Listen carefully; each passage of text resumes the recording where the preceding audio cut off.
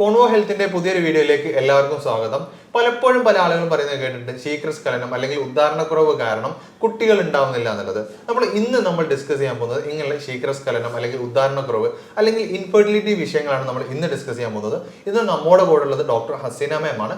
Doctor Basil homeopathy ഹോസ്പിറ്റലിലെ infertility വിഭാഗം senior ഡോക്ടറാണ്. നമ്മൾ ഇന്ന് ഈ ഒരു ടോപ്പിക്ക് ഡിസ്കസ് ചെയ്യാൻ കാരണം എന്താ വെച്ചാൽ പലപ്പോഴും പല ആളുകൾക്കും ഉണ്ടാകുന്ന ഒരു പ്രശ്നം തന്നെയാണ് ഈ ഒരു കുട്ടികളില്ലാത്ത ബുദ്ധിമുട്ട് എന്ന് പറയുന്നത്. അപ്പം ഇങ്ങനെയുള്ള ഒരുപാട് ആളുകൾക്ക് വർഷങ്ങളോളം എക്സ്പീരിയൻസ് കൊണ്ട് ഇങ്ങനെയുള്ള ഒരുപാട് ആളുകൾക്ക് കുട്ടികൾ ഉണ്ടാവാൻ, അതായത് പ്രഗ്നന്റ് ആയി നല്ലൊരു കുട്ടി ഉണ്ടാവാനുള്ള ഭയങ്കരമായിട്ട് ഹെൽപ്പ് ചെയ്ത ഡോക്ടറാണ് ഹസീന മാം എന്ന് പറയുന്നത്.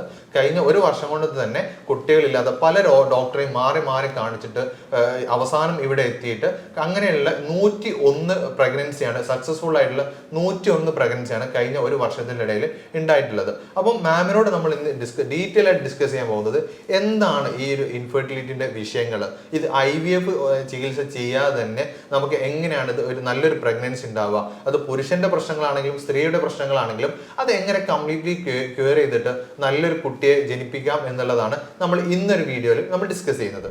അപ്പോൾ നമുക്ക് ഇതിന്റെ ഡീറ്റെയിൽ ആയിട്ട് ഡിസ്കഷൻ ഡോക്ടറായിട്ട് സംസാരിക്കാം. അതിന്റെ മുമ്പേ കഴിഞ്ഞ ദിവസം ഡോക്ടർ OPയിൽ ഒരാൾ പേഷ്യന്റ് വന്നിട്ടുണ്ടായിരുന്നു. അതായത് ഇങ്ങനെയുള്ള ഒരു അസുഖം ഇൻഫെർട്ടിലിറ്റി വിഷയമായിട്ട് വന്ന ഒരു പേഷ്യന്റ്, അവർ മാമിന്റെ ട്രീറ്റ്മെന്റ് എടുത്തു. കൃത്യമായ ട്രീറ്റ്മെന്റിന് ശേഷം അവർ പ്രഗ്നന്റ് ആയി. ഇപ്പൊ ഡെലിവറി കഴിഞ്ഞിട്ടുള്ള അവരൊരു ഹാപ്പി മൊമെന്റ് ഷെയർ ചെയ്യാൻ വേണ്ടിയിട്ടാണ് കഴിഞ്ഞ ദിവസം ഇവർ OPയിൽ വന്നിട്ടുണ്ടായിരുന്നത്. ആ വീഡിയോ ഒന്ന് കണ്ടു നോക്കാം. കുട്ടികളില്ലാണ്ട് ട്രീറ്റ്മെൻറ്റ് എടുത്തിരുന്നു. എനിക്ക് 25 വയസ്സ്, ഹസ്ബൻഡിന് 38 വയസ്സ്. ഞങ്ങൾ ഡോക്ടർ ബേസിൽ ഹോമിയോപ്പതി ഓൺലൈനായിട്ടാണ് കൺസൾട്ടേഷൻ ചെയ്തിട്ടുണ്ടായിരുന്നത്. ഞങ്ങളൊരു ഹസ്ബൻഡിന് കൗണ്ട് മോട്ടിലിറ്റി പ്രോബ്ലമൊക്കെ ആയിരുന്നു. എനിക്ക് സ്കാൻ ചെയ്ത് ഏകദേശം കറക്റ്റല്ല, അങ്ങനെയൊക്കെ ആയിരുന്നു. ഒരു 5 മന്തൊക്കെ ട്രീറ്റ്മെൻറ്റ് എടുത്ത് കാണും. ഞങ്ങൾ ഡോക്ടർ ഹസീന ഡോക്ടറാണ് ഞങ്ങളെ കൺസൾട്ട് ചെയ്തിട്ടുണ്ടായിരുന്നത്. പറയാതിരിക്കാൻ പറ്റില്ല, അത്രയും സപ്പോർട്ടും എല്ലാ കാര്യങ്ങൾക്കും നമുക്ക് എന്ത് ഡൗട്ട് ഉണ്ടെന്ന് വെച്ചാൽ പറഞ്ഞു തരാനും എല്ലാത്തിനും ഞങ്ങളൊപ്പം ഉണ്ടായിരുന്നു. എന്ത് നമ്മൾ ഡൗട്ട് ഉണ്ടെന്ന് വെച്ചാൽ എത്ര തിരക്കായാലും ഡോക്ടർക്ക് പറഞ്ഞു തരാതിരിക്കാൻ പറ്റില്ല. അത്രയും നമുക്ക് സപ്പോർട്ടും കാര്യങ്ങളും മരുന്നും എല്ലാം അത്രയും ഇതുണ്ട്. ഞങ്ങൾക്ക് അത്രയും സന്തോഷമുണ്ട്. ഇപ്പോൾ 2 മന്ത് ആയി. ഞങ്ങളിപ്പോൾ ഹാപ്പിയാണ്. ഞങ്ങൾക്ക് ഇങ്ങനെ ഒരു അനുഗ്രഹം ദൈവത്തിന് ഞങ്ങളെ നോക്കി ഞങ്ങളെ ഡോക്ടർ ഹസീന ഡോക്ടറെ എല്ലാവരുടെയും ഇതുകൊണ്ട് തന്നെയാണ് ഞങ്ങൾക്ക് ഇങ്ങനെ ഒരു അമ്മയച്ഛനും ആവാൻ പറ്റിയത്. പിന്നെ ഹസീന ഡോക്ടറോട് ഞങ്ങൾക്ക് അത്രയും നന്ദിയും കടപ്പാടും കാര്യങ്ങളും ഉണ്ട്. ഇപ്പൊ നിങ്ങൾ കണ്ടത് വർഷങ്ങളോളം കുട്ടികളില്ലാതെ വിഷമിച്ചിരിക്കുകയും പല ഡോക്ടേഴ്സിനെ മാറി മാറി കണ്ടിട്ടും റിസൾട്ട് ഇല്ലാതെയാണ് അവസാനം ഹസീന മാമിന്റെ എടുത്തെടുത്തിട്ടുണ്ടായിരുന്നത്. അപ്പം അതിനുശേഷം ഒരു സക്സസ് ആയിട്ടുള്ള ഒരു പ്രഗ്നൻസി ഉണ്ടാവുകയും അത് നല്ലപോലെ ഡെലിവറി കഴിയുകയും ചെയ്തിട്ടുണ്ട്. അപ്പം നേരിട്ട് മാമിനോട് ചോദിക്കാം, എന്തായിരുന്നു ഈ ഒരു കപ്പിൾസിന്റെ മെയിൻ ഇഷ്യൂ എന്തായിരുന്നു? ഇവരുടെ മെയിൻ ഇഷ്യൂ എന്ന് പറയുന്നത് ട്യൂബൽ ബ്ലോക്ക് ആയിരുന്നു. ഹസ്ബൻഡിനും വൈഫിനും ബുദ്ധിമുട്ടുണ്ടായിരുന്നു. ആദ്യഘട്ടത്തിൽ ഹസ്ബൻഡ് മെഡിസിൻ എടുത്ത് ക്ലിയർ ചെയ്തു. പിന്നെ വൈഫ് എടുത്തത് ഓൾമോസ്റ്റ് ഒരു 3-4 മാസത്തോളം മെഡിസിൻ എടുത്ത് നമ്മൾ നോർമലി ഒരു വളരെ കോംപ്ലിക്കേറ്റഡ് ആയിട്ടുള്ള ഒരു സർജറി മുഖേന ക്ലിയർ ചെയ്യേണ്ടത് നമുക്കൊരു 3 മാസം 4 മാസം കൊണ്ട്, അതായത് നല്ലൊരു സർജറി തന്നെ ചെയ്ത് ഒരു ബ്ലോക്ക് നമുക്ക് കൃത്യമായിട്ടൊരു മെഡിസിനിലൂടെ തന്നെ നമുക്ക് ക്ലിയർ ചെയ്യാൻ പറ്റുന്നതാണ്. ഇവിടെ ഏറ്റവും കൂടുതൽ നമ്മളുടെ OPയിൽ വരുന്നത് ട്യൂബൽ ബ്ലോക്ക്, മോട്ടിലിറ്റി പ്രശ്നങ്ങളാണ്, അണ്ടത്തിന്റെ ക്വാളിറ്റി കുറവ്. പിന്നെ കൂടുതലായിട്ട് വരുന്ന കേസുകൾ പറഞ്ഞാൽ IVF IU ഒക്കെ ഫെയിലായ കേസുകളാണ് നമ്മളടുത്ത് വരുന്നത്. ഏറ്റവും കൂടുതൽ പുരുഷന്മാരിലാണെങ്കിൽ ലിംഗ വളർച്ച ബുദ്ധിമുട്ട്, ഉദ്ധാരണ പ്രോബ്ലംസ് എന്നൊക്കെ പറഞ്ഞിട്ടാണ് വരാറുള്ളത്. അത്തരം കേസുകളുടെയൊക്കെ കാരണങ്ങൾ കണ്ടെത്തി ട്രീറ്റ്മെൻറ്റ് കൊടുക്കുകയാണെങ്കിൽ അത് പെട്ടെന്ന് ക്ലിയർ ആവും. ചില കേസിൽ മോസ്റ്റ് കേസ് എന്ന് പറയുന്നത് വെരിക്കോസീൽ പോലെ ആയിരിക്കും. അത്തരം കേസുകൾ നമ്മൾ സർജറി വേണോ വേണ്ടേ എന്ന് പേഷ്യൻ്റ് ചോദിക്കാറുണ്ട്. നമ്മൾ ബീജം ടെസ്റ്റ് ചെയ്യുന്ന സമയത്ത് വെരിക്കോസിൽ ഗ്രേഡ് 1, ഗ്രേഡ് 2, ഗ്രേഡ് 3 അങ്ങനെ എല്ലാം ഉണ്ട്. ഗ്രേഡ് 1-ലാണെങ്കിലും ചില കേസുകളിൽ ബീജം ശരിയായ രീതിയിൽ ചലിക്കുന്ന ബീജങ്ങൾ ഉണ്ടാവില്ല. അത്തരം കേസുകളിൽ ചിലപ്പോൾ നമുക്ക് സർജറി ചെയ്ത് ആദ്യത്തെ ഘട്ടത്തിൽ ബ്ലോക്ക് ഒഴിവാക്കേണ്ടി വരും. അതിന്റെ ഇടയിൽ ഞാൻ അവർക്കൊന്ന് ആളുകൾക്ക് ഇപ്പം വെരിക്കോസീലി എന്ന് പറയുന്ന അവർക്ക് ഒന്നുകൂടി എക്സ്പ്ലെയിൻ ചെയ്ത് കൊടുത്താൽ എന്താണ് ഈ ബുദ്ധിമുട്ട് എന്നുള്ള ഒന്നുകൂടി ഒന്ന് എക്സ്പ്ലെയിൻ ചെയ്താൽ കുറച്ചുകൂടി നന്നായിരിക്കും. ഈ വെരിക്കോസീൽ എന്ന് പറയുന്നത് ആ ഭാഗങ്ങൾ അല്ലെങ്കിൽ വൃഷണത്തിൽ അല്ലെങ്കിൽ ടെസ്റ്റിസിൻ്റെ ആ ഭാഗങ്ങളിൽ വരുന്ന തടിപ്പുകളാണ്. അതിനെ നമ്മൾ ഗ്രേഡ് വൈസ് ആക്കും. അതിൻ്റെ കോംപ്ലിക്കേഷൻസിനെ നമുക്ക് മെഷർ ചെയ്യാൻ വേണ്ടിയിട്ട് first grade, second grade, third grade ആക്കും. ചില കേസിൽ ഫസ്റ്റ് ഗ്രേഡ് ഉണ്ടാവുകയുള്ളൂ, പക്ഷേ ബീജം ശരിയായ രീതിയിൽ അതിൻ്റെ ക്വാളിറ്റി ക്വാണ്ടിറ്റി കാണിക്കില്ല. ചില കേസിൽ ഗ്രേഡ് 3 ആയിരിക്കും, പക്ഷെ നല്ല അത്യാവശ്യം കുഴപ്പമില്ലാത്ത രീതി, അതായത് മാനേജ് ചെയ്യാൻ പറ്റുന്ന രീതിയിലുള്ള ബീജങ്ങൾ പ്രസന്റ് ആയിരിക്കും. അതായത് ഒരു കുട്ടി ഉണ്ടാവാനുള്ള ബീജങ്ങൾ ക്വാളിറ്റി ക്വാണ്ടിറ്റി ഉണ്ടാവും. അപ്പം അത് നമ്മൾ ആദ്യ ഘട്ടത്തിൽ അത് വെരിഫൈ ചെയ്യണം. അതിന് നമുക്ക് ബീജം ടെസ്റ്റ് ചെയ്യുന്നതിലൂടെ മനസ്സിലാക്കാം. അതുപോലെ തന്നെ നമ്മൾ സ്കാനിങ് ചെയ്തിട്ട് മനസ്സിലാക്കാം. അത് നമുക്ക് മാറ്റിയെടുക്കാൻ പറ്റുന്നേ ഉള്ളൂ. പിന്നെ കുറേ ആളുകൾ പറയുന്നതാണ് സർജറി, വെരിക്കോസീലി എന്ന് പറഞ്ഞാൽ അല്ലെങ്കിൽ ആ തടിപ്പ്, അവിടെയുള്ള ഞരമ്പ് തടിച്ച് വീർത്തത് സർജറി ചെയ്ത് കഴിഞ്ഞിട്ടും ബീജത്തിൽ മാറ്റങ്ങൾ ഉണ്ടാവുന്നില്ല, അതിന് ടൈം പിടിക്കും. ഓക്കെ. അപ്പോൾ ഇപ്പം വെരിക്കോസീൽ പറഞ്ഞു, ഈ പുരുഷന്മാരിൽ ഈ വന്ധ്യതന്റെ പ്രശ്നങ്ങളാണ് കുട്ടികൾ ഉണ്ടാവാനുള്ള മെയിൻ ഒരു കാരണം. കോമൺ ആയിട്ടുള്ള എന്ന് പറഞ്ഞാൽ ഉദാഹരണക്കുറവ് തന്നെയായിരിക്കും. ഏറ്റവും കൂടുതൽ ഇപ്പം ആളുകൾക്ക് ഉണ്ടാവുന്ന ഒരു പ്രശ്നം എന്ന് പറഞ്ഞാൽ ഉദാഹരണക്കുറവായിരിക്കും. എങ്ങനെയാണ് ഈ ഉദാഹരണക്കുറവ് ഉണ്ടാവുന്നത്, അല്ലെങ്കിൽ എന്താണ് അതിനൊരു പ്രധാന കാരണം? ഉദാഹരണക്കുറവ് എന്ന് പറഞ്ഞു കഴിഞ്ഞാൽ ശരിയായ രീതിയിൽ നമുക്ക് പെൽവിക് ഓർഗനിലോട്ട് അല്ലെങ്കിൽ ടെസ്റ്റിസിലോട്ട്, പെനിസിലോട്ട് കറക്റ്റായിട്ട് രക്തോട്ടം കിട്ടാതിരിക്കുന്ന ഒരു കണ്ടീഷനാണ്. അതിനെ സിമ്പിളായിട്ട് നമുക്ക് ഹാർട്ടിൽ ബ്ലോക്ക് വരുമ്പോൾ നമുക്ക് അറ്റാക്ക് വരുന്നുണ്ട്. സെയിം തിങ്, നമുക്ക് അവിടെ ബ്ലോക്ക് വരുമ്പോൾ ശരിയായ രീതിയിൽ രക്തോട്ടം ഇല്ലാതിരിക്കുമ്പോൾ അവിടെ ബ്ലോക്ക് ആവുന്നൊരു സംഭവമേ ഉള്ളൂ. അത് നമ്മൾ ഹാർട്ടിൽ ബ്ലോക്ക് വരുമ്പോൾ എത്രത്തോളം മാനേജ് ചെയ്യണോ അത്രത്തോളം അവിടെയും മാനേജ് ചെയ്യുക. ലൈക്ക് നല്ല പിന്നെ ഫുഡുകൾ കൊടുക്കുക, രക്തയോട്ടം കൂട്ടാൻ, നല്ല എക്സസൈസുകൾ കൊടുക്കുക, ആവശ്യമെങ്കിൽ ട്രീറ്റ്മെൻറ്റ് കൊടുക്കുക. ഇത്ര മാത്രം ചെയ്താൽ തന്നെ നമുക്കത് ക്ലിയർ ചെയ്യാൻ പറ്റും. അതായത് ശരിക്കും പറയുകയാണെങ്കിൽ ഒരു ഹാർട്ട് അറ്റാക്കിന്റെ ഒരു മുമ്പ് തന്നെയുള്ള ഒരു അതെ, അതിന് നമ്മൾ അത്രയും അങ്ങനെയാണ് അതിനെ കാണേണ്ടത്. ഇവിടെ ഒരു ബ്ലോക്ക് വന്നു, അത് നമ്മൾ ക്ലിയർ ചെയ്യാതിരുന്നാൽ തീർച്ചയായിട്ടും നമുക്ക് ഹാർട്ടിൽ ഒരു ബ്ലോക്ക് വരാനുള്ള സാധ്യതയുണ്ട്. അപ്പം കൃത്യമായിട്ട് ട്രീറ്റ്മെന്റ് എന്ന് മാത്രമല്ല, ഈ പറഞ്ഞ പോലെ നല്ല ഭക്ഷണങ്ങൾ കൊടുക്കുക. നമുക്ക് അതിനൊരു കൃത്യമായിട്ട് അത് ഇങ്ങനത്തുള്ള പ്രശ്നങ്ങളൊക്കെ എന്ത് നമുക്ക് ഈ പറഞ്ഞ പോലെ ഉദാഹരണക്കുറവൊക്കെ ആണെങ്കിൽ നമുക്ക് എന്തൊക്കെ ഇതിന് ഫലപ്രദമായിട്ട് ചികിത്സ ചെയ്യുക എന്നുള്ളത് നമുക്ക് ലാസ്റ്റ് ഡിസ്കസ് ചെയ്യുന്നുണ്ട്. നമുക്കിപ്പോൾ ഓരോരോ പ്രശ്നങ്ങൾ നമുക്ക് എന്ത് ചെയ്യാം, ഓരോന്നായിട്ട് ക്ലിയർ ചെയ്ത് പോകാം. ഇപ്പം പറഞ്ഞു ഉദാഹരണക്കുറവിന്റെ പറഞ്ഞു, ഈ രക്തത്തിന്റെ പ്രശ്നങ്ങൾ പറഞ്ഞു. അപ്പം അതിലേക്ക് നയിക്കുന്ന കാരണങ്ങൾ എന്തൊക്കെയായിരിക്കും നമ്മൾ ഇങ്ങനെ ഉദാഹരണക്കുറവിലേക്ക്? അതായത് കൂടുതൽ തടിയുള്ള ആളുകളിൽ ഇത്തരം പ്രശ്നങ്ങൾ വന്ന് കാണിക്കും. അതായത് ഒന്നുമില്ല, തടിയില്ല അപ്പുറത്ത് പെൽവിക് ഓർഗൻസിൽ കൂടുതൽ കൊഴുപ്പ് അടിഞ്ഞുകൂടുന്ന ഒരു കണ്ടീഷൻ ഉണ്ടാവുക. പിന്നെ കൂടുതലായിട്ട് മധുരം കഴിക്കുന്ന ആളുകളിൽ ഇത്തരം ഇഷ്യൂസ് വരാറുണ്ട്. Life style disease, sugar, BP, അതുപോലെ തന്നെ കൊളസ്ട്രോൾ, ഇത് മെയിൻ കണ്ടൻറ്റാണ്.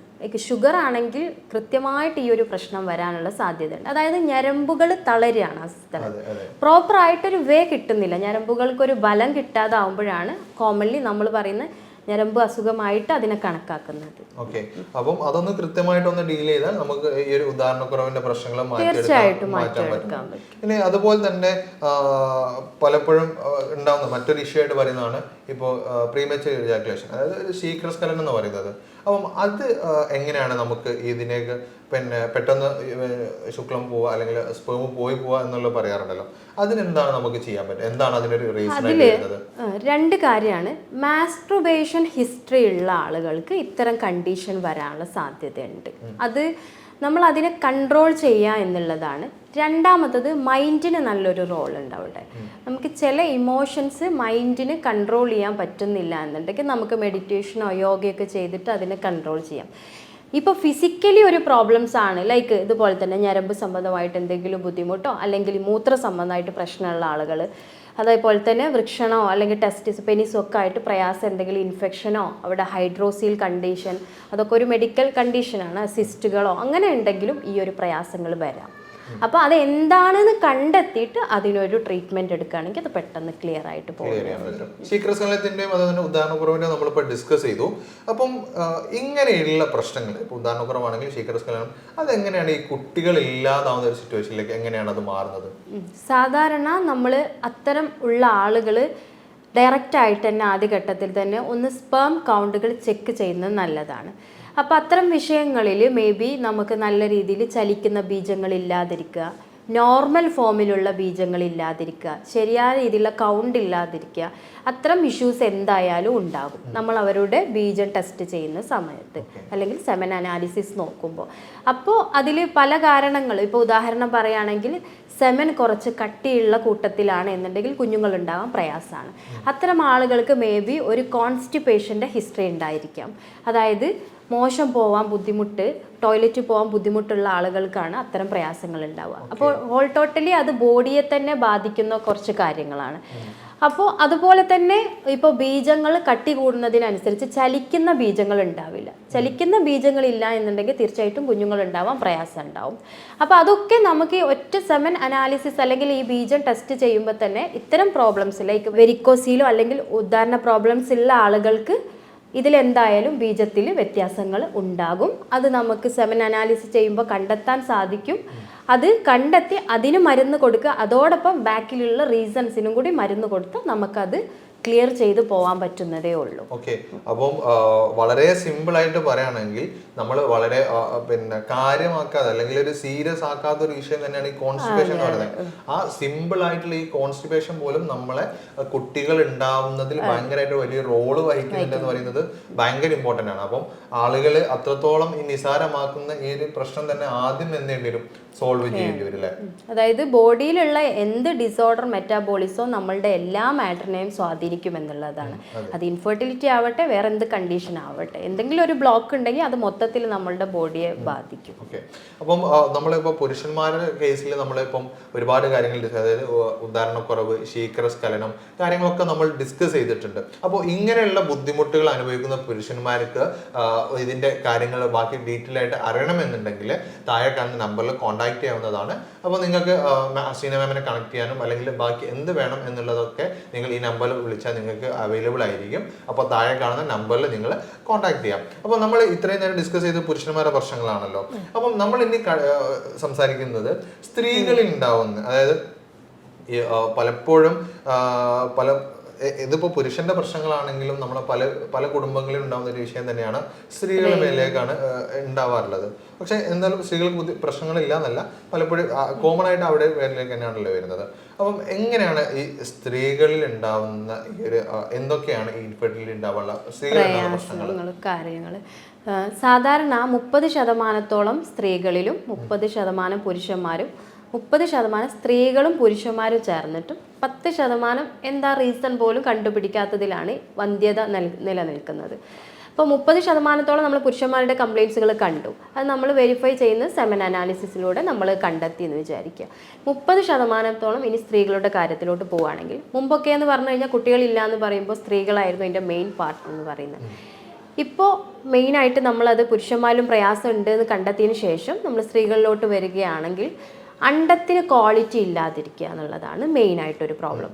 അതിൻ്റെ ഭാഗമായിട്ട് നമ്മൾ AMH ചെക്ക് ചെയ്യുമ്പോൾ വളരെ കുറഞ്ഞ രീതിയിൽ AMH കാണും. അതായത് സാധാരണ ഒരു പെൺകുട്ടി ജനിച്ച് അവൾക്ക് ആർത്തവ വിരാമം എത്തുന്നത് വരെ ശരീരത്തിൽ ഉണ്ടാവുന്ന AMH കുറഞ്ഞു വന്നുകൊണ്ടിരിക്കും. അത് നാച്ചുറൽ പ്രോസസ്സാണ്. പക്ഷേ ഒരു 20 വയസ്സിൽ നമ്മൾ AMH നോക്കുമ്പോൾ 46 വയസ്സിലുള്ള AMHൻ്റെ അളവാണ് കാണുന്നതെങ്കിൽ തീർച്ചയായിട്ടും അത് അബ്നോർമലാണ്. അത് നമുക്ക് മെഡിസിൻ കഴിച്ചിട്ടും അതുപോലെ തന്നെ നമ്മൾ കൃത്യമായിട്ടുള്ള വ്യായാമം, കൃത്യമായിട്ട് നല്ല ഫുഡിലൂടെയൊക്കെ നമുക്കത് റീപ്ലേസ് ചെയ്യാം. ഒരുപാടൊന്നും റീപ്ലേസ് ചെയ്യാൻ പറ്റുന്നില്ലെങ്കിലും കൺസീവ് ആകുന്ന രീതിയിൽ റീപ്ലേസ് ചെയ്തിട്ട് നമുക്ക് പ്രഗ്നൻസി പോസിറ്റീവ് ആക്കാൻ പറ്റാറുണ്ട്.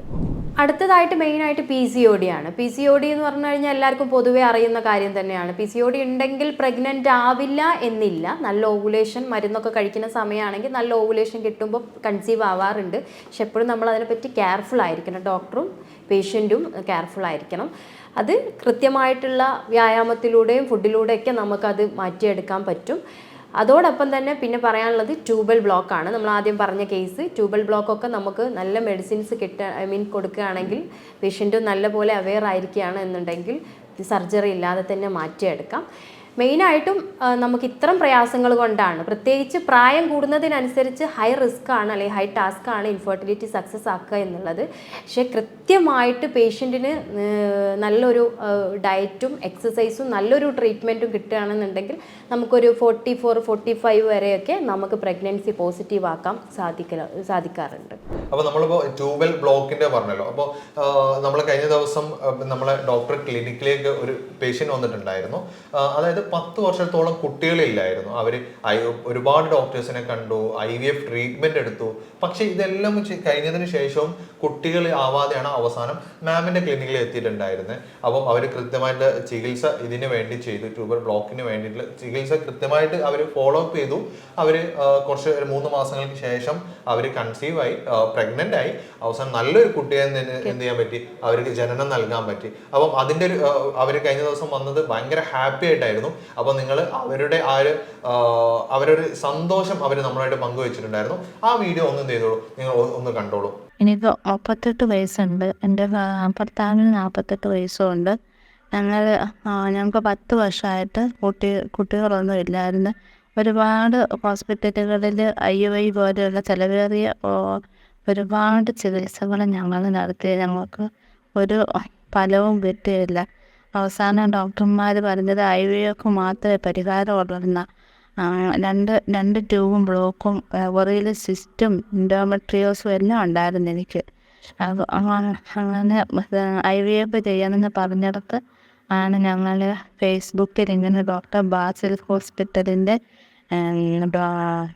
ഹസീന ഡോക്ടറിൻ്റെ ഒരു വീഡിയോ ഞാൻ കാണാൻ ഇടയായത്. സത്യം പറഞ്ഞാൽ ആ വീഡിയോ ആണ് ഞങ്ങളുടെ ജീവിതത്തിൻ്റെ സന്തോഷത്തിൻ്റെ ഞങ്ങൾക്ക് നൽകിയത്. ഡോക്ടർ പറഞ്ഞ അനുസരിച്ച് സ്കാൻ ചെയ്ത് റിപ്പോർട്ട് കാണിച്ചത് എനിക്ക് 2 മാസത്തെ മരുന്നേ എനിക്ക് കഴിക്കേണ്ടി വന്നുള്ളൂ. സിസ്റ്റും ബ്ലോക്കും എല്ലാം ഒരു സർജറിയും കൂടാതെ എനിക്ക് മാറിയിട്ട് എൻ്റെ യൂട്രസ് ക്ലീനായി. നല്ല പരിചരണവും കെയറിങ്ങുമാണ് ആ ഹോസ്പിറ്റലിൽ നിന്ന് ഞങ്ങൾക്ക് കിട്ടിയത്. ഞാനിപ്പോൾ 6 മാസം പ്രഗ്നൻ്റാണ്. ഒരമ്മയാകുന്നതിൻ്റെ എല്ലാ സന്തോഷത്തിലാണ് ഞങ്ങളിപ്പോൾ. അപ്പം ഇങ്ങനത്തെ ഒരുപാട് ദുഃഖം അനുഭവിക്കുന്നവരോട് എൻ്റെ അനുഭവം വെച്ച് എനിക്ക് പറയാനുള്ളത്, എല്ലാവരും വന്ന് ഡോക്ടർ ബാസിസ് ഹോസ്പിറ്റലിൽ ഹസീന ഡോക്ടറിൻ്റെ ട്രീറ്റ്മെൻറ്റ് എടുക്കണം. ഓൺലൈനായിട്ടോ അല്ലാതെയോ വന്ന് ഡോക്ടറിൻ്റെ ട്രീറ്റ്മെൻറ്റ് എടുക്കണം. വാങ്ങാൻ പറ്റാത്ത ചിലവൊന്നും ഇവിടെ ഇല്ല. കുറഞ്ഞ ചിലവിൽ ഏറ്റവും നല്ല കെയറിങ്ങോട് കൂടിയുള്ള ചികിത്സയാണ് ഇവിടെ കിട്ടുന്നത്. അതുകൊണ്ട് കുഞ്ഞുങ്ങളില്ലാത്തവർ ഹസീന ഡോക്ടറിൻ്റെ ട്രീറ്റ്മെൻറ്റ് എടുത്ത് സന്തോഷമായിട്ടിരിക്കുക. Thank you. അപ്പോൾ നിങ്ങൾ കണ്ടത് ഈ പറഞ്ഞ 10 വർഷത്തിന് ശേഷം കുട്ടികൾ ഉണ്ടായ ആ ദമ്പതികളുടെ സന്തോഷമാണ്. അപ്പം അങ്ങനെയുള്ള ഒരുപാട് ആളുകൾക്ക് ഇതുപോലെ, അതായത് കഴിഞ്ഞ വർഷം തന്നെ 101 ആളുകൾക്കാണ് കുട്ടികൾ ആയിട്ടുള്ളത്. അതായത് ഒരുപാട് ചികിത്സ ചെയ്തതിന് ശേഷവും പിന്നെ കുട്ടികളാവാത്ത 101 ദമ്പതികൾക്കാണ് കഴിഞ്ഞ വർഷം മാത്രം പ്രഗ്നൻ്റ് ആയതും ഡെലിവറി കഴിഞ്ഞിട്ടുള്ളത്. അപ്പോൾ നിങ്ങൾക്ക് ഇതുപോലെ എന്തെങ്കിലും ബുദ്ധിമുട്ടുകൾ ഉണ്ടെങ്കിൽ, അത് സ്ത്രീ ആയിക്കോട്ടെ പുരുഷനായിക്കോട്ടെ, എന്തെങ്കിലും ബുദ്ധിമുട്ടുണ്ടെങ്കിൽ താഴെ കാണുന്ന നമ്പറിൽ കോൺടാക്ട് ചെയ്യാവുന്നതാണ്. അപ്പോൾ അതിന് എങ്ങനെ ഹെൽപ്പ് ചെയ്യണം എന്നുള്ളത് മാം നിങ്ങൾക്ക് കൃത്യമായിട്ട് ഗൈഡ് ചെയ്ത് തരുന്നതാണ്. അതിന് നിങ്ങൾ താഴെ കാണുന്ന നമ്പറിൽ കോൺടാക്ട് ചെയ്യാം. അപ്പോൾ ഇനി നമുക്ക് ബാക്കിയുള്ള ഇപ്പോൾ ട്യൂബൽ ബ്ലോക്ക് പറഞ്ഞു, മറ്റുള്ള വേറെ അസുഖങ്ങൾ, ഇതിപ്പം PCOD പറഞ്ഞു. പല സ്ത്രീകൾക്കും അല്ലെങ്കിൽ പല പെൺകുട്ടികൾക്കും ഇന്ന് PCOD ഉണ്ട്. പക്ഷേ അത് വളരെ ഒരു റെസ്പോൺസിബിൾ ഇല്ലാതെ, അതായത് PCOD അല്ലേ അത് കുഴപ്പമില്ല എന്നുള്ളൊരു കണ്ടീഷനിലേക്ക് പോകുന്നുണ്ട്. അങ്ങനെ ഒരു കണ്ടീഷൻ വെച്ചാൽ അതിൻ്റെ ഒരു ആഫ്റ്റർ എഫക്ട്സ് എന്തായിരിക്കും? അതിനെപ്പറ്റി പറയുകയാണെങ്കിൽ മുൻപത്തെ കാലത്ത് PCOD എന്ന് പറഞ്ഞൊരു കംപ്ലയിൻസ് വളരെ കുറവാണ്. അപ്പോൾ ഇപ്പോൾ നമുക്ക് ഈ ക്ലിനിക്കലി കേസ് കൂടി വരുന്നതിൽ നിന്ന് മനസ്സിലാക്കിയിട്ടുള്ളത് നമ്മളുടെ ലൈഫ് സ്റ്റൈൽ കൊണ്ട് തന്നെയാണ് ഇത് വന്നുകൊണ്ടിരിക്കുന്നത്. അപ്പോൾ തീർച്ചയായിട്ടും ഇനി ഒരു ന്യൂ ജനറേഷൻ അല്ലെങ്കിൽ ഒരു പുതിയ തലമുറ വരികയാണെങ്കിൽ ഇത് കോമൺ, നമുക്കൊരു പനിയും തലവേദനയും വരുന്ന പോലെ തന്നെ എല്ലാവരിലും ഉണ്ടാകും എന്നുള്ളത് തന്നെയാണ്. അപ്പോൾ എൻ്റെ ക്ലിനിക്കിൽ അല്ലെങ്കിൽ എൻ്റെ OPയിൽ വരുന്ന പേഷ്യൻസിനോട് ഞാൻ പറയാറുള്ളത്, നിങ്ങൾ PCOD കഴിഞ്ഞു, നിങ്ങൾ പ്രഗ്നൻ്റ് ആയി, കൺസീവ് ആയി, അതല്ലെങ്കിൽ PCOD മാറി നല്ല പീരിയഡ്സ് വന്നു കഴിഞ്ഞാലും നിങ്ങൾ എങ്ങനെ കുളിക്കുന്നു, എങ്ങനെ ഭക്ഷണം കഴിക്കുന്നു, അതുപോലെ നിങ്ങളുടെ ലൈഫ് സ്റ്റൈലിൽ എക്സസൈസും മറ്റും നല്ല ഫുഡുകളുമായിട്ട് നിങ്ങൾ ലൈഫ് ലോങ് പോവുക തന്നെ വേണം എന്നുള്ളത് തന്നെയാണ്. കാരണം നമ്മളുടെ ലൈഫ് സ്റ്റൈൽ എത്രത്തോളം മോശമാകുന്നു അത്രത്തോളം ഇത് നമുക്ക് നമ്മളുടെ ലൈഫിൽ ഇതൊരു നിർബന്ധമാക്കപ്പെട്ട ഒരു കാര്യമായിട്ട് പോകുന്നുണ്ട്. സോ അതിനെ നമുക്ക് പിടിച്ചു നിർത്തണം എന്നുണ്ടെങ്കിൽ തീർച്ചയായിട്ടും നല്ല വേയിലൂടെ പോയാൽ മാത്രമേ അതിനെ ക്ലിയർ ചെയ്യാൻ പറ്റുള്ളൂ. മാത്രമല്ല PCOD ഒക്കെ വന്നു കഴിഞ്ഞാൽ ഭാവിയിൽ നമുക്ക് ഹാർട്ട് അറ്റാക്ക്, അതുപോലെ തന്നെ നമുക്ക് പല രീതിയിൽ ഷുഗർ, കൊളസ്ട്രോള്, അത്തരം ഒരുപാട് അസുഖങ്ങൾ വരാനുള്ള സാധ്യതയുണ്ട്. പ്രത്യേകിച്ച് ഫാമിലി ഹിസ്റ്ററി ഉള്ള പേഷ്യൻ്റ് ആണെങ്കിൽ സ്ട്രോക്ക് പോലെയൊക്കെ വരാനുള്ള സാധ്യത കൂടുതലാണ്. അപ്പോൾ കൃത്യമായിട്ട് നല്ല രീതിയിൽ നല്ല ഡയറ്റും നല്ല മെഡിസിനും നല്ല എക്സസൈസും ഉണ്ടെങ്കിൽ മാത്രമേ ഇതിനെ നമുക്ക് ഓവർകം ചെയ്ത് പോകാൻ പറ്റുള്ളൂ. ഓക്കെ, അപ്പോൾ PCOD ഒന്ന് വളരെ ശ്രദ്ധിക്കേണ്ട ഒരു കാര്യം തന്നെയാണ്. അപ്പം നെഗ്ലക്ട് ചെയ്ത് പോയാൽ അതിനനുസരിച്ചുള്ള കോംപ്ലിക്കേഷൻ നിങ്ങൾക്ക് ഭാവിയിൽ വരുന്നതാണ്. അപ്പം ഇങ്ങനെയുള്ള ഒരുപാട് പ്രശ്നങ്ങളായിട്ടാണ് നമ്മൾ ഈ ഒരു വന്ധ്യതന്റെ പ്രശ്നം, അതായത് ഡീറ്റെയിൽ ആയിട്ട് ഇപ്പോൾ സ്ത്രീകളുടെയും പുരുഷന്റെയും പ്രശ്നങ്ങൾ നമ്മൾ ഡിസ്കസ് ചെയ്തിട്ടുണ്ട്. എങ്ങനെയൊക്കെ ഏതൊക്കെ പ്രശ്നങ്ങൾ ഉണ്ടാവുന്നുണ്ട് എന്നുള്ളതൊക്കെ നമ്മൾ ഡീറ്റെയിൽ ഡിസ്കസ് ചെയ്തിട്ടുണ്ട്. അപ്പോൾ നമുക്ക് ഇനി ഒരു പലപ്പോഴും ഉണ്ടാകുന്ന ഒരു പേഷ്യൻസ് വന്ന് ചോദിക്കുന്ന ഒരു ഡൗട്ട് മാം പറഞ്ഞിട്ടുണ്ടായിരുന്നു. അത് മാം തന്നെ നിങ്ങൾക്ക് എക്സ്പ്ലെയിൻ ചെയ്തു എന്താണ്. ഓക്കെ, വന്ധ്യത എന്നുള്ളതിൽ ആളുകൾക്ക്, പുറത്തുനിന്ന് കാണുന്ന ആളുകൾക്ക് ചോദിക്കാനും അല്ലെങ്കിൽ അറിയാൻ ആഗ്രഹിക്കുന്ന കുറച്ച് കാര്യങ്ങളുണ്ട്. അതായത് പല ആളുകൾ ചോദിക്കലുണ്ട്, ഡോക്ടറെ അസോസ്പെർമിയ എന്ന് പറഞ്ഞൊരു കണ്ടീഷന് ട്രീറ്റ്മെൻറ്റ് ഉണ്ടോ എന്നുള്ളത്. ഈ അസോസ്പെർമിയ എന്ന് പറയുന്നത് നമ്മൾ മെഡിക്കലി പറയുകയാണെങ്കിൽ 2 തരത്തിലാണുള്ളത്. അതായത് ഒന്ന് ഒബ്സ്ട്രക്റ്റീവും രണ്ടാമത്തത് നോൺ ഒബ്സ്ട്രക്റ്റീവും. അത് നിങ്ങൾ അത്രത്തിൽ ഡീറ്റെയിൽ ആയിട്ട് നോക്കണ്ട. അതായത് നമ്മളത് മനസ്സിലാക്കുക എങ്ങനെ ചോദിച്ചു കഴിഞ്ഞാൽ, നമ്മൾ ബീജം ടെസ്റ്റ് ചെയ്യുമ്പോൾ ഒന്നും കാണുന്നില്ല, ഒരു സ്പേം ഇല്ല. അത്തരം കണ്ടീഷനിൽ നമുക്ക് സെമൻ ഫ്രക്ടോസ് എന്ന് പറഞ്ഞൊരു സംഭവം പോസിറ്റീവ് ആണോ നെഗറ്റീവ് ആണോ എന്ന് ചെക്ക് ചെയ്ത് വെരിഫൈ ചെയ്യാം. അത് പോസിറ്റീവാണ്, പക്ഷേ സെമൻ വരുന്നില്ല. അപ്പോൾ നമ്മൾ FSH ഹോർമോൺ നോക്കാം. FSH ഹോർമോൺ ഒരു 20ൻ്റെ മേലെ വരുന്നെങ്കിൽ തീർച്ചയായിട്ടും നാച്ചുറൽ മെഡിസിൻസിലൂടെ നമുക്ക് മാറ്റിയെടുക്കാനുള്ള സാധ്യത വളരെ കുറവാണ്. ഇനി FSH നോർമലാണ്, ഫ്രക്ടോസ് നോർമലാണ്, പക്ഷേ വീണ്ടും ബീജം വരുന്നില്ല. അപ്പോൾ അവിടെ എന്തോ സംതിങ് വേറെ എന്തോ ഒന്നുണ്ട്. അല്ലെങ്കിൽ ടെസ്റ്റിസ് ചെറുതായിരിക്കാം, ടെസ്റ്റിസിന് എന്തെങ്കിലും ഇഞ്ചുറി പറ്റിയിട്ടുണ്ടാവാം. അതല്ലാന്നുണ്ടെങ്കിൽ അവിടെ ബ്ലോക്കുകൾ വന്നിട്ട് അത് വെള്ളം നിറഞ്ഞു നിന്നിട്ടോ, അതല്ലാന്നുണ്ടെങ്കിൽ പഴുപ്പോ ഞരമ്പ് തടിച്ചിട്ടോ അല്ലെങ്കിൽ വല്ല സിസ്റ്റുകൾ രൂപാന്തരപ്പെട്ടിട്ടൊക്കെ നമുക്ക് സെമനിൽ ബുദ്ധിമുട്ടാണെങ്കിൽ നമുക്കത് ഓരോന്ന് കണ്ടെത്തി അതിന് ട്രീറ്റ്മെൻറ്റ് കൊടുക്കുകയാണെന്നുണ്ടെങ്കിൽ തീർച്ചയായിട്ടും റിസൾട്ട് കിട്ടാറുണ്ട്, അത്തരം അസോസ്പെർമിയ കേസിൽ മാത്രം.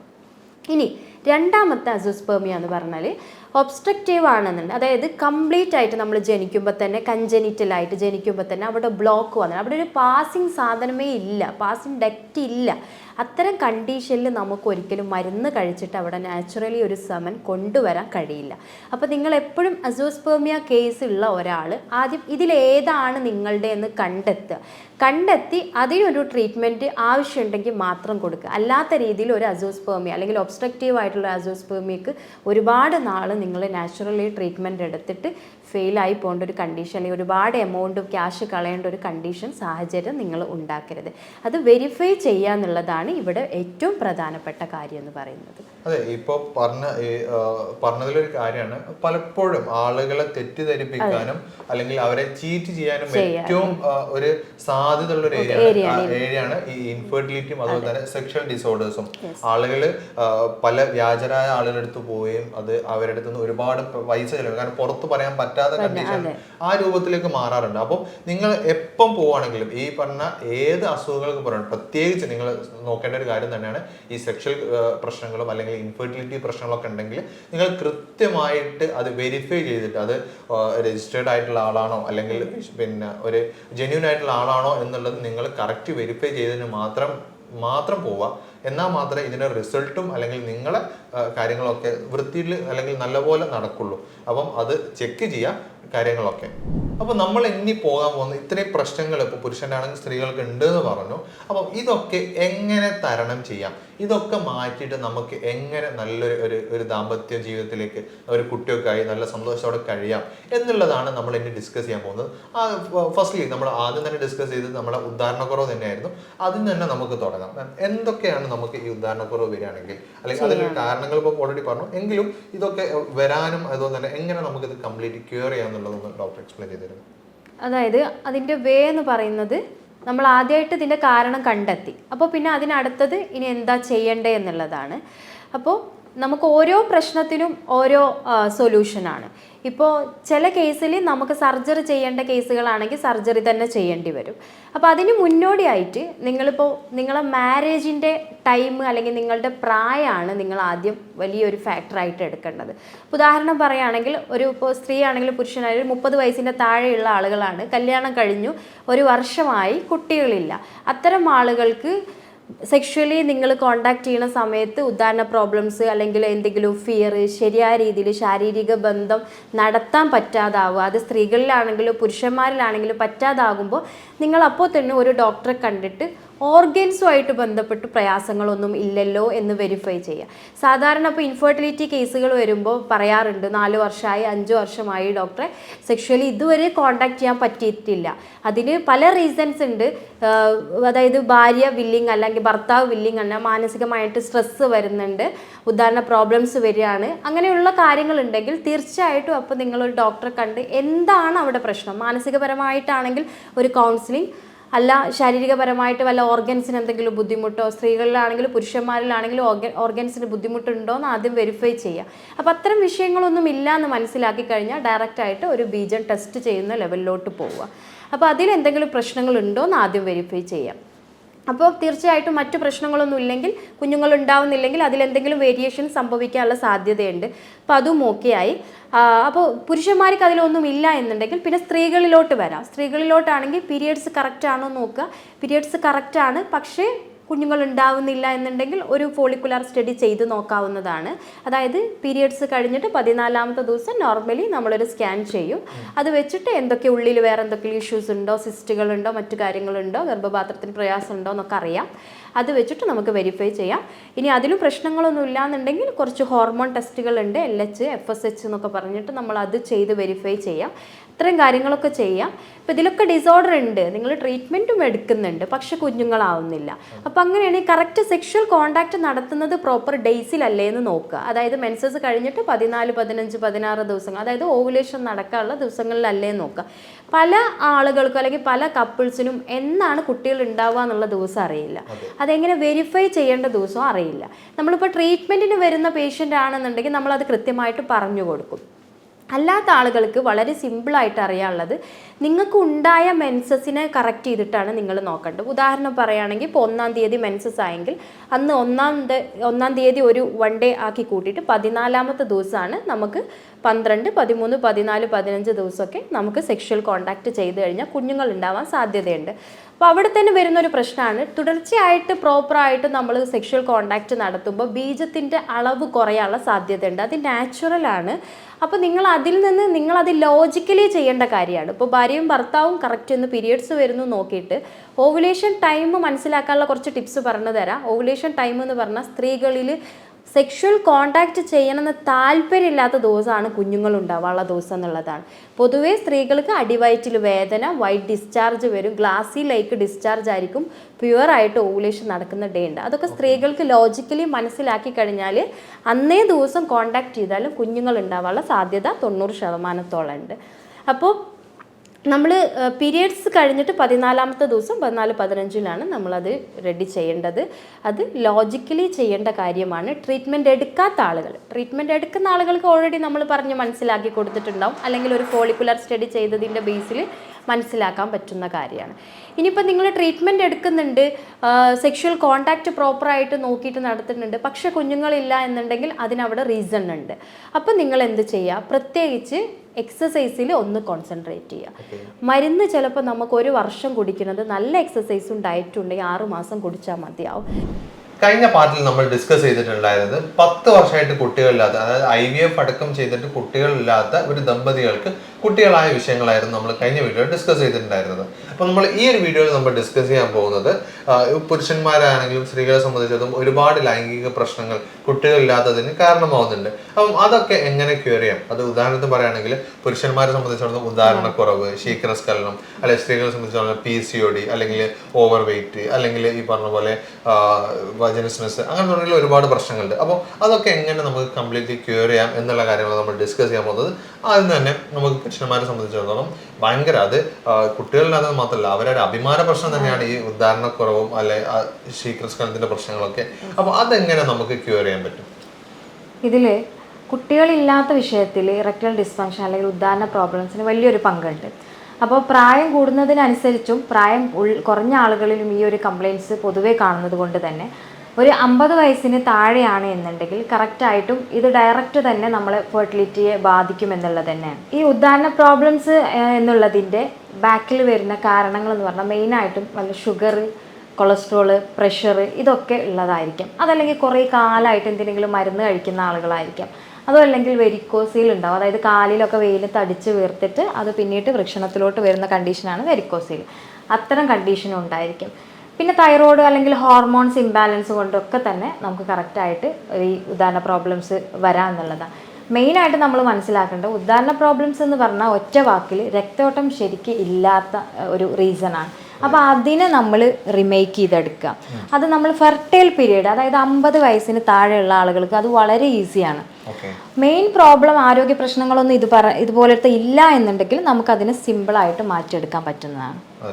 അപ്പോൾ ഇത് ആദ്യം നമ്മൾ മനസ്സിലാക്കേണ്ടത് ഇതിനൊക്കെ കൃത്യമായിട്ടൊരു ട്രീറ്റ്മെന്റ് ഉണ്ട് എന്നുള്ളത് തന്നെയാണ്.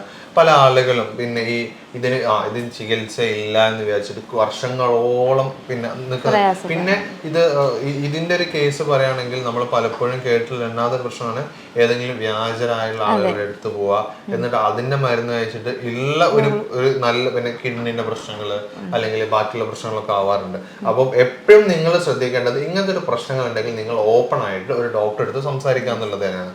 അത് കൃത്യമായിട്ട് സംസാരിക്കുന്ന സമയത്ത് ഡോക്ടേഴ്സ് അതിന് എക്സ്പേർട്ട് ആയിട്ടുള്ള ഒരാൾ അങ്ങനെ തന്നെ പറയണം. ഇതിന്റെ കാര്യങ്ങളിൽ ക്വാളിഫൈഡ് മാത്രമല്ല എക്സ്പേർട്ട് ആയിട്ടുള്ള ഒരാളെടുത്തുകൂടി പോയിട്ട് വേണം നിങ്ങൾക്ക് ഇതിന്റെ കാര്യങ്ങളൊക്കെ ട്രീറ്റ്മെന്റ് ചെയ്യാന്നുള്ളത്. അപ്പോൾ ഇപ്പൊ നമ്മൾ പിന്നെ ഈ ഇജാക്കുലേഷന്റെ പ്രീമേച്ചർ ഇജാക്കുലേഷൻ്റെതാണെങ്കിലും അതുപോലെ തന്നെ ഇറക്ഷൻ്റെ നമ്മൾ പറഞ്ഞു. ഇനി സ്ത്രീകളെ സംബന്ധിച്ചിടത്തോളം ഇപ്പൊ പറഞ്ഞ പോലെ ഒരുപാട് പ്രശ്നങ്ങൾ ഉണ്ടായിരുന്നു. പുരുഷനേക്കാൾ അപേക്ഷിച്ച് ഒരുപാട് പ്രശ്നങ്ങൾ സ്ത്രീകളിൽ കൂടുതലാണെന്നുള്ളത് ഞാൻ മനസ്സിലാക്കുന്നത്. അപ്പോൾ ആ പ്രശ്നങ്ങളൊക്കെ നമുക്ക് എങ്ങനെയായിരിക്കും അറിയാൻ പറ്റും? ആദ്യത്തെ ഘട്ടം PCOD, അങ്ങനെ ഹോർമോണൽ ഡിസോർഡർ ആണെന്നുണ്ടെങ്കിൽ കറക്റ്റായിട്ട് നമ്മൾ എല്ലാത്തിലും നമ്മൾ പറയുന്നത് 90% നല്ലൊരു ഹെൽത്ത് ലൈഫ് ഉണ്ടാക്കുക എന്നുള്ളതാണ്. ഏതൊരു പേഷ്യൻറ്റിനെ സംബന്ധിച്ചും എത്ര നമ്മൾ ഇൻഫെർട്ടിലിറ്റിക്ക് മെഡിസിൻ എടുക്കുന്നുണ്ട്, കൃത്യമായിട്ടൊരു ഡയറ്റും എക്സസൈസും ഇല്ല എന്നുണ്ടെങ്കിൽ നമുക്ക് വന്ധ്യത എന്നുള്ളത് കണ്ടിന്യൂസ് ആയിട്ട് പോകേണ്ടി വരുന്നൊരു വിഷയം കൂടിയാണ്. അതല്ല എന്നുണ്ടെങ്കിൽ കറക്റ്റ് നമ്മളൊരു ട്രയാങ്കിൾ പോലെയാണ്, അതായത് മെഡിസിൻ, ഫുഡ്, എക്സസൈസ്. അതിൽ പ്രത്യേകം പറയുന്ന കെഗൽ എക്സസൈസ് എന്ന് പറയും നമ്മൾ. അതായത് അരക്കെട്ടിന് പുരുഷന്മാർക്കാണെങ്കിലും സ്ത്രീകൾക്കാണെങ്കിലും ശരിയായ രീതിയിൽ നമുക്ക് ബ്ലഡ് സർക്കുലേഷൻ കിട്ടുന്നതാണ് കെഗൽ എക്സസൈസുകൾ. അപ്പോൾ നമ്മൾ അത് ചെയ്യുകയാണെങ്കിൽ ഒരു പരിധിവരെ ഇത്തരം പ്രയാസങ്ങൾ മരുന്നില്ലാതെ തന്നെ നമുക്ക് മാറ്റാൻ പറ്റും. അതുവരെ നമുക്ക് എന്താ പറ്റുക, അതായത് ഉദാഹരണ പ്രോബ്ലംസോ അല്ലെങ്കിൽ പ്രീമച്യൂർ ഇജാക്കുലേഷൻ അതോ ഉള്ള ആളുകൾക്ക് കുറവ് വരും. അതോടൊപ്പം തന്നെ വജൈനസ്മസ് പ്രോബ്ലംസ് ഉള്ള ആളുകൾക്ക് ക്ലിയർ ആവും. ലേഡീസിനാണെങ്കിൽ PCOD, സിസ്റ്റ് പോലെയുള്ളത് കറക്റ്റ് ആവും. അത്തരം കാര്യങ്ങളൊക്കെ നമുക്ക് നല്ലൊരു ഈ ട്രയാങ്കിൾ വൈസ് നമ്മൾ പോവുകയാണെങ്കിൽ നമുക്ക് വളരെ സിമ്പിളായിട്ട് ഇൻഫെർട്ടിലിറ്റി ചേഞ്ച് ചെയ്യാൻ പറ്റും. ഇപ്പോൾ നമ്മൾ കുറെ അസുഖങ്ങളെ കുറിച്ച് പറഞ്ഞു. ഇതൊക്കെ പലപ്പോഴും കണ്ടിട്ടുള്ളത് ഒരു മിഡ് ഏജ് കഴിഞ്ഞിട്ടുള്ള ആളുകൾക്കായിരിക്കും, അതായത് 30 വയസ്സ് കഴിഞ്ഞിട്ടുള്ള ആളുകൾ. അതിന്റെ കൂടെ തന്നെ ഞാൻ ഇങ്ങനെ പറയുന്ന ഒരു സാധനം എന്ന് വെച്ചാൽ പലപ്പോഴും കണ്ടുവരുന്ന ഒരു പ്രവണതയാണ് കല്യാണം കഴിഞ്ഞ ഉടനെ കുട്ടികൾ വേണ്ട എന്ന് പറഞ്ഞിട്ട് 5 വർഷമോ അല്ലെങ്കിൽ 6 വർഷമോ അവർ ലൈഫ് കഴിഞ്ഞിട്ട് കുട്ടികൾ വേണമെന്ന് വെക്കുന്ന സമയത്ത് കുട്ടികൾ ഇല്ലാതായി പോകുന്നത്. അതിൽ പലപ്പോഴും കേട്ടിട്ടുള്ള വെച്ചാൽ കുട്ടികൾ വേണ്ടാന്ന് പറഞ്ഞിട്ട് പ്രഗ്നന്റ് ആയതിനു ശേഷം അബോർഷൻ ചെയ്ത് വരെ കേസുകൾ വരെ ഉണ്ടായിട്ട് അവസാനം പിന്നെ കുട്ടികളെ വേണം എന്ന് വെക്കുന്ന സമയത്ത് അവർ കുട്ടികൾ ഉണ്ടാവാതെ ആവുന്ന ഒരുപാട് സിറ്റുവേഷൻസ് നമ്മൾ കേട്ടിട്ടുണ്ട്. പലപ്പോഴും പല ആളുകളും അനുഭവം കേട്ടിട്ടുണ്ട്. മാമിന് എന്തായാലും അവർ ക്ലിനിക് ഡോക്ടർ ആയതുകൊണ്ട് എന്തായാലും അത് എക്സ്പീരിയൻസ് ചെയ്തിട്ടുണ്ടാവും. എങ്ങനെയാണ് ശരിക്കും ഇങ്ങനത്തെ ഒരു ബുദ്ധിമുട്ടുണ്ടാകുന്നത്, അല്ലെങ്കിൽ കറക്റ്റ് ഒരു ഫാമിലി പ്ലാൻ ചെയ്യുന്നത് എങ്ങനെയാണ്? അതിൽ മുമ്പ് നമ്മളെ നാട്ടിലൊക്കെ പ്രായം കൂടിയ ആളുകൾ പറയും കല്യാണം കഴിഞ്ഞു കഴിഞ്ഞാൽ കുട്ടികളായിക്കോട്ടെ, അത് നീണ്ടു വെക്കണ്ട, പിന്നീട് കുട്ടികളാവില്ല എന്ന് പറയും. പ്രത്യേകിച്ച് വയസ്സായ ആളുകൾ ഒരിക്കലും അത് എക്സ്പ്ലെയിൻ ചെയ്തിട്ടോ പഠിച്ചിട്ടോ ഒന്നല്ല പറയുന്നത്. അതിൽ കൃത്യമായിട്ടുള്ള ഒരു പ്ലാനിങ് പറയുന്നത്, ഒരു മെഡിക്കൽ സയൻസ് പറയുന്നത് കല്യാണം കഴിഞ്ഞ വശം തന്നെ ഒരു കുട്ടികൾ ഉണ്ടാവുക എന്നുള്ള ഒരു പാർട്ടിലോട്ട്, അല്ലെങ്കിൽ അത് കുട്ടികൾ ഉണ്ടാവുന്ന ഒരു ജേർണിയിൽ, അല്ലെങ്കിൽ കുട്ടികൾ ഇല്ലാത്തൊരു സിറ്റുവേഷനിൽ നമ്മളെ ഒരു 4 പോർഷനായിട്ട് ഭാഗിക്കുകയാണ്. 30% കുട്ടികളില്ലെങ്കിൽ അത് സ്ത്രീയുടെ കാരണം കൊണ്ടാണ്, 30% പുരുഷൻ്റെയാണ്, 30% പുരുഷൻ്റെ സ്ത്രീയുടെയാണ്, ബാക്കി 10% മെഡിക്കൽ സയൻസ് പോലും കണ്ടുപിടിച്ചിട്ടില്ലാത്തൊരു സിറ്റുവേഷനാണ്. അപ്പോൾ ഇതിൽ നമ്മൾ മനസ്സിലാക്കേണ്ടത് 10 വർഷം കഴിഞ്ഞു കഴിഞ്ഞാൽ ഈ 30 എന്നുള്ളത് 50 വരും എന്നുള്ളതാണ്. അതായത് സ്ത്രീകളിലാണെങ്കിൽ പുരുഷന്മാർ, അതായത് 30% കംപ്ലൈൻ്റ് ഉള്ള ഒരു പുരുഷൻ 10 വർഷം കൂടെ നമ്മൾ കുട്ടികൾ വേണ്ടാന്ന് വെച്ചു എന്ന് വിചാരിക്കുക. ഫോർ എക്സാമ്പിൾ ഒരു 5 years വെച്ചു എന്ന് വിചാരിക്കുക. അവർക്ക് അതിൻ്റെ ഒരു ഹാഫ് പോർഷൻ കൂടെ കംപ്ലൈൻറ്റ്സ് കൂടി. അങ്ങനെയാണത് നമ്മൾ മെഡിക്കൽ സയൻസ് പഠിക്കുന്നത്. അപ്പം അതുകൊണ്ട് തന്നെ കറക്റ്റായിട്ട് കല്യാണം കഴിഞ്ഞാൽ 20 to 13 ഇടയിൽ, അതായത് ഒരു 22 വരെയൊക്കെ നമുക്ക് ജസ്റ്റ് ഒന്ന് പോസ്റ്റ്പോൺ ചെയ്ത് വെച്ചാൽ വലിയൊരു ഇഷ്യൂസ് വരാറില്ല. പക്ഷേ 23 തൊട്ടിട്ട് മാരേജ് കഴിയുന്ന ആളുകളാണ്, അതായത് നമ്മൾ ലേറ്റ് മാരേജ് അല്ലാത്ത ഒരാളാണെങ്കിൽ എന്തായാലും വിത്തിൻ 1 year കൺസീവ് ആകുന്നതാണ് ഏറ്റവും ബെസ്റ്റ്, സേഫ്. വേറെ ഇഷ്യൂസ് ഒന്നും ഇല്ലാന്നുണ്ടെങ്കിൽ. കാരണം എന്താണെന്ന് ചോദിച്ചു കഴിഞ്ഞാൽ ആദ്യത്തെ 3 to 4 മാസത്തെ സെക്സ് എന്ന് പറയുന്നത് ഒരിക്കലും നമ്മൾ ഡോക്ടേഴ്സ് കണക്കിലെടുക്കാറില്ല. അതൊരു പ്രോപ്പർ സെക്സ് അല്ലാത്തത് കൊണ്ട് തന്നെ അതിൽ കുഞ്ഞുങ്ങൾ ഉണ്ടാവാനുള്ള സാധ്യത കുറവാണ്. അൺഎക്സ്പെക്റ്റഡ് ആയിട്ട് സംഭവിക്കാം. പക്ഷേ 4 മാസം 5 മാസത്തിന് ശേഷം പിന്നെ ഉണ്ടാകുന്ന ഒരു 4-5 മാസം, അതായത് ഫോർ എക്സാമ്പിൾ നമ്മൾ പറയുകയാണെങ്കിൽ ഒരു വർഷം ഒരു ഭാര്യയും ഭർത്താവ് ഒരുമിച്ച് ജീവിച്ചാൽ ആകെ കൂടെ ഒരു 10-12 ദിവസമാണ് കുഞ്ഞുങ്ങൾ ഉണ്ടാവാൻ സാധ്യതയുള്ള ദിവസം. ആ 12 ദിവസം തന്നെ എല്ലാ കപ്പിൾസും ആ ഓവുലേഷൻ നടക്കുന്ന അല്ലെങ്കിൽ ഉൽപാദനം അല്ലെങ്കിൽ കുട്ടികൾ ഉണ്ടാവുന്ന ദിവസം ബന്ധപ്പെടണമെന്നില്ല. പലപ്പോഴും വരുന്ന കപ്പിൾസിന് ഇത് അറിയില്ല. ഓരോ ഓവുലേഷനും കറക്റ്റ് ചെയ്ത് നിങ്ങൾക്ക് ഉണ്ടാവുന്ന മെൻസസിൻ്റെ ഈ ദിവസമാണ് നിങ്ങൾക്ക് കുഞ്ഞുങ്ങൾ ഉണ്ടാവുക എന്ന് പറഞ്ഞു കൊടുക്കുമ്പോൾ മാത്രമാണ് അവർക്ക് ഇതാണ് ഇങ്ങനെ ബന്ധപ്പെട്ട അല്ലെങ്കിൽ ഈ ദിവസം ബന്ധപ്പെട്ടാൽ മാത്രമേ കുഞ്ഞുങ്ങൾ ഉണ്ടാവൂ എന്ന് അറിയുള്ളൂ. അപ്പോൾ കറക്റ്റായിട്ട് നിങ്ങൾ ആദ്യത്തെ ഘട്ടത്തിൽ പലപ്പോഴും നമ്മൾ പറയാറുണ്ട്, ഒരു മാരേജ് ലൈഫ് സ്റ്റാർട്ട് ചെയ്യുന്നതിൻ്റെ മുമ്പ് തന്നെ ഒരു സെക്ഷൽ അവയർനെസ് ഹസ്ബൻഡിനും വൈഫിനും നമ്മൾ മെഡിക്കലി അല്ലെങ്കിൽ എഡ്യൂക്കേറ്റഡ് ആയിട്ടുള്ള ആൾ അല്ലെങ്കിൽ അതുമായിട്ട് ബന്ധപ്പെട്ടുള്ള ആളുകൾ നൽകിയതിന് ശേഷം മാത്രമേ ശരിക്കൊരു കല്യാണം എന്നുള്ള രീതിയിലോട്ട് പോകാൻ പറ്റുള്ളൂ. അതിൽ നമ്മളുടെ പറയുകയാണെങ്കിൽ നമ്മളുടെ ക്രിസ്ത്യൻ ഇതിൽ ഒരുപാട് ആ ഒരു സെക്ഷൽ അവയർനെസ് ക്ലാസ് കൊടുത്തിട്ടാണ് മാരേജിലോട്ട് അവരെ പറഞ്ഞയക്കുക എന്നുള്ളത്. അത് നല്ലൊരു കാര്യമാണ്. അപ്പോൾ നമ്മൾ ചെയ്യേണ്ടത് വിത്തിൻ 1 year അല്ലെങ്കിൽ ജസ്റ്റ് 1 year കഴിയുമ്പോൾ തന്നെ ആ ഒരു ഏജിൽ മിഡിൽ ഏജിലുള്ള ആളുകളാണ് കുഞ്ഞിന് വേണ്ടി കൺസീവ് ചെയ്യുക.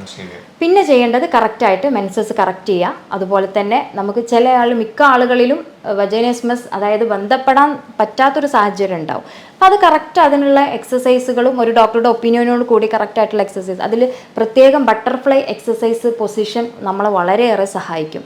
പിന്നെ ഭാര്യയും ഭർത്താവും കുറച്ച് മിങ്കിളായിട്ടിരിക്കുക എന്നുള്ളതാണ് എല്ലാത്തിനുള്ള ആദ്യത്തെ സൊല്യൂഷൻ എന്ന് പറയുന്നത്.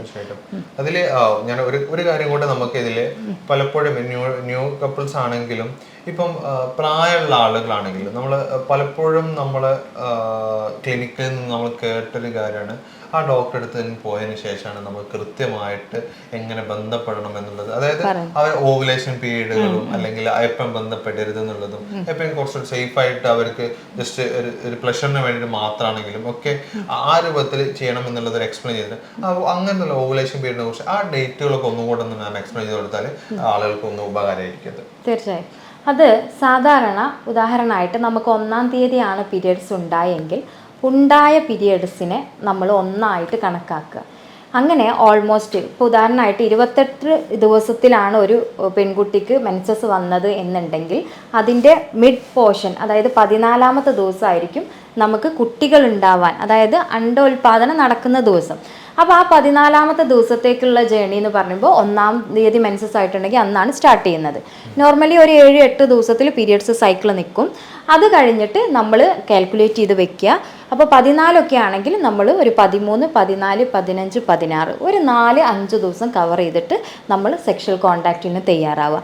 ഇതിൽ തന്നെ പലപ്പോഴും കുറേ ആളുകളുടെ ഡൗട്ടാണ്, ഈ ഓവുലേഷൻ കഴിഞ്ഞിട്ട് ബന്ധപ്പെട്ടിട്ട് കാര്യമുണ്ട്, കുട്ടികൾ ഉണ്ടാവും? ഒരിക്കലും ഉണ്ടാവില്ല. മറിച്ച് നമുക്ക് 14-ാം തീയതിയാണ് കുട്ടികൾ ഉണ്ടാവാനുള്ള ഡേറ്റ്, ഐ മീൻ അണ്ടോൽപാദനം നടക്കണം. 13-ാം തീയതി സെക്ഷൽ കോണ്ടാക്റ്റ് നടത്തിയാലും 72 മണിക്കൂറിനേക്കാൾ കൂടുതൽ സ്പേം നമ്മൾ സ്ത്രീയുടെ ശരീരത്തിൽ നിൽക്കാൻ സാധ്യത കൊണ്ട് തന്നെ നമുക്ക് പിറ്റേ ദിവസം ഓവുലേഷൻ നടന്നാലും ചെറിയ ചാൻസ് സംഭവിക്കാം. പക്ഷേ എപ്പോഴും നമ്മൾ 14-ാം തീയതി ആണ് എന്നുണ്ടെങ്കിൽ അന്ന് തന്നെ കോണ്ടാക്ട് ചെയ്യുമ്പോഴാണ് ഇതിൽ കറക്റ്റായിട്ടൊരു വാല്യൂ കിട്ടുന്നത്. ഇവിടെ തന്നെ ഞാൻ പ്രത്യേകം പറയലുണ്ട്, ഈ ഓവുലേഷന് നമ്മൾ അറിയാൻ കുറച്ച് സിംറ്റംസ് ഉണ്ട്. അടിവയറ്റിൽ വേദന ഉണ്ടാവും, പീരിയഡ്സിൻ്റെ സമയത്തുള്ള പോലെ തന്നെ ആവും. അതുപോലെ തന്നെ നമുക്ക് വൈറ്റ് ഡിസ്ചാർജ് ഉണ്ടാവും, ഗ്ലാസി ലൈക്ക് ഡിസ്ചാർജ് ആയിരിക്കും.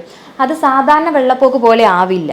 അതുപോലെ തന്നെ ചില ആളുകൾ ഇത് ബ്ലഡി മിക്സ്ഡ് ആയിരിക്കും. അപ്പോൾ നല്ല ടെൻഷൻ ഉണ്ടാവും, ഇതിപ്പോൾ വീണ്ടും 14 ദിവസം കഴിഞ്ഞിട്ട് വീണ്ടും മെൻസസ് ആവുകയാണോ ഒരു ഡൗട്ട് ഉണ്ടാവും. അതും ഓവുലേഷൻ്റെ ഭാഗമാണ്. അതുപോലെ തന്നെ അന്ന് ഒരു മൂഡ് സെൻസ് വരുന്നത് കൊണ്ട് തന്നെ ഒരു 100% എന്ന് വേണമെങ്കിൽ പറയാം, സ്ത്രീകൾക്ക് സെക്ഷൽ താല്പര്യം ഉണ്ടാവില്ല.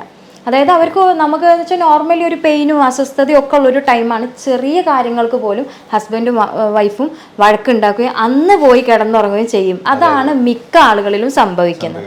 നമ്മൾ അതിനെ മനസ്സിലാക്കുക എന്നുള്ളതാണ് ആദ്യത്തെ ഘട്ടം.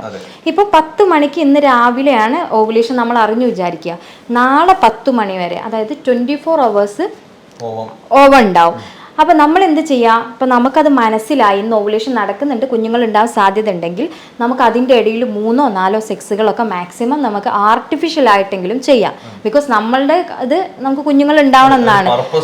അതെ, ചിലപ്പോൾ ഫസ്റ്റ് സെക്കൻഡ് ടൈംസ് ചെയ്യുന്ന പോലത്തെ ഒരു സാറ്റിസ്ഫാക്ഷനോ അല്ലെങ്കിൽ കറക്റ്റ് സ്പേം വരുന്ന അത്രയൊക്കെ ആളുകൾ ഡൗട്ട് ചോദിക്കാറുണ്ട്.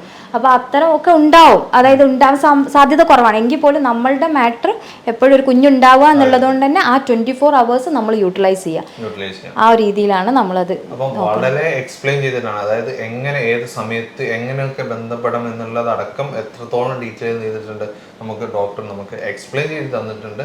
പിന്നെ ഇതിൽ ഇപ്പം നമ്മൾ മുമ്പ് സംസാരിച്ചിട്ടുണ്ടായിരുന്നു, 10 വർഷമായിട്ട് കുട്ടികളില്ലാത്ത ഒരു ദമ്പതികൾക്ക്, അതായത് IVF അടക്കം ചെയ്തിട്ടും കുട്ടികളില്ലാത്ത ഒരു ട്രീറ്റ്മെന്റ്, നോർമൽ ട്രീറ്റ്മെന്റിലൂടെ നമുക്ക് അവർക്ക് കുട്ടികൾ ഉണ്ടായി എന്നുള്ളതാണ്. അല്ലാതെ ഒരുപാട് മറ്റുള്ള സർജറീസോ കാര്യങ്ങളോ ഒന്നും തന്നെയല്ല. കൃത്യമായിട്ടുള്ള ട്രീറ്റ്മെന്റ്, എക്സസൈസ്, ഫുഡും കാര്യങ്ങളൊക്കെ നിയന്ത്രിച്ച സമയത്ത് ഈ ഡോക്ടറുടെ കറക്റ്റ് സേവനത്തോടെ തന്നെ അവർ കുട്ടികൾ ഉണ്ടായി എന്നുള്ളതാണ്. അപ്പോൾ അവരെ വീഡിയോ നിങ്ങൾക്ക് ഒന്നുകൂടെ കണ്ടുവരാം. എനിക്ക് 38 വയസ്സുണ്ട്, എൻ്റെ ഭർത്താവിന് 48 വയസ്സുണ്ട്. ഞങ്ങൾക്ക് 10 വർഷമായിട്ട് കുട്ടികളൊന്നും ഇല്ലായിരുന്നു. ഒരുപാട് ഹോസ്പിറ്റലുകളിൽ IUI പോലെയുള്ള ചിലവേറിയ ഒരുപാട് ചികിത്സകൾ ഞങ്ങൾ നടത്തി. ഞങ്ങൾക്ക് ഒരു ഫലവും കിട്ടിയില്ല.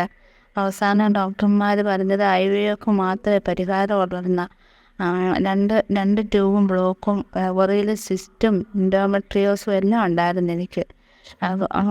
അങ്ങനെ IVF ചെയ്യണമെന്ന് പറഞ്ഞിടത്ത് ആണ് ഞങ്ങൾ ഫേസ്ബുക്കിൽ ഇങ്ങനെ ഡോക്ടർ ബാസിൽ ഹോസ്പിറ്റലിൻ്റെ ഹസീന ഡോക്ടറിൻ്റെ ഒരു വീഡിയോ ഞാൻ കാണാൻ ഇടയായത്. സത്യം പറഞ്ഞാൽ ആ വീഡിയോ ആണ് ഞങ്ങളുടെ ജീവിതത്തിൻ്റെ സന്തോഷത്തിൻ്റെ ഞങ്ങൾക്ക് നൽകിയത്. ഡോക്ടർ പറഞ്ഞ അനുസരിച്ച് സ്കാൻ ചെയ്ത് റിപ്പോർട്ട് കാണിച്ചത് എനിക്ക് 2 മാസത്തെ മരുന്നേ എനിക്ക് കഴിക്കേണ്ടി വന്നുള്ളൂ. സിസ്റ്റും ബ്ലോക്കും എല്ലാം ഒരു സർജറിയും കൂടാതെ എനിക്ക് മാറിയിട്ട് എൻ്റെ യൂട്രസ് ക്ലീനായി. നല്ല പരിചരണവും കെയറിങ്ങുമാണ് ആ ഹോസ്പിറ്റലിൽ നിന്ന് ഞങ്ങൾക്ക് കിട്ടിയത്. ഞാനിപ്പോൾ 6 മാസം പ്രഗ്നൻ്റാണ്. ഒരമ്മയാകുന്നതിൻ്റെ എല്ലാ സന്തോഷത്തിലാണ് ഞങ്ങളിപ്പോൾ. അപ്പം ഇങ്ങനത്തെ ഒരുപാട് ദുഃഖം അനുഭവിക്കുന്നവരോട് എൻ്റെ അനുഭവം വെച്ച് എനിക്ക് പറയാനുള്ളത്, എല്ലാവരും വന്ന് ഡോക്ടർ ബാസിസ് ഹോസ്പിറ്റലിൽ ഹസീന ഡോക്ടറിൻ്റെ ട്രീറ്റ്മെൻറ്റ് എടുക്കണം. ഓൺലൈനായിട്ടോ അല്ലാതെയോ വന്ന് ഡോക്ടറിൻ്റെ ട്രീറ്റ്മെൻറ്റ് എടുക്കണം. വാങ്ങാൻ പറ്റാത്ത ചിലവൊന്നും ഇവിടെ ഇല്ല. കുറഞ്ഞ ചിലവിൽ ഏറ്റവും നല്ല കെയറിങ്ങോട് കൂടിയുള്ള ചികിത്സയാണ് ഇവിടെ കിട്ടുന്നത്. അതുകൊണ്ട് കുഞ്ഞുങ്ങളില്ലാത്തവർ ഹസീന ഡോക്ടറിൻ്റെ ട്രീറ്റ്മെൻറ്റ് എടുത്ത് സന്തോഷമായിട്ടിരിക്കുക. Thank you. അപ്പോൾ നിങ്ങൾ കണ്ട വീഡിയോ എന്ന് പറയുന്നത് 10 വർഷമായിട്ട് കുട്ടികളില്ലാത്ത ഒരു ദമ്പതികൾക്ക് കുട്ടികളായതാണ്. IVF അടക്കം ചെയ്തിട്ട് റിസൾട്ട് ഇല്ലാത്ത അവർക്ക് കുട്ടികളായതാണ്.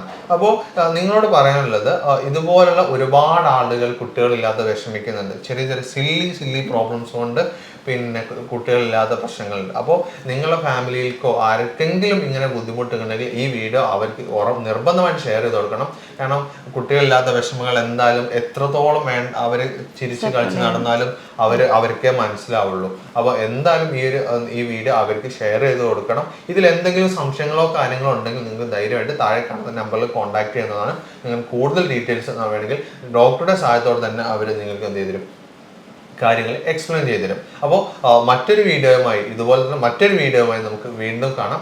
Thank you.